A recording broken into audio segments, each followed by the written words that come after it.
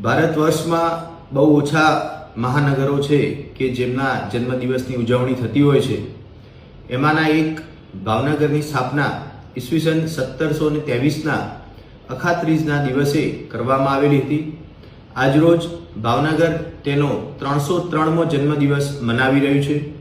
આ તબક્કે ભાવનગરને મજબૂત બનાવી અડીખમ ઊભું રાખવામાં જે પણ ચૂંટાયેલા પ્રતિનિધિઓ, અધિકારીઓ અને ભાવનગરના નાગરિકોએ ભાગ લીધેલો છે એ તમામને હું હાર્દિક શુભેચ્છાઓ પાઠવું છું।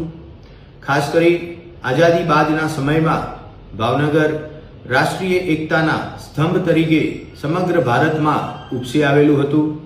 આમ ઔદ્યોગિક દ્રષ્ટિએ પણ ભાવનગર વિકાસની દિશામાં હરણફાળ ભરી રહ્યું છે।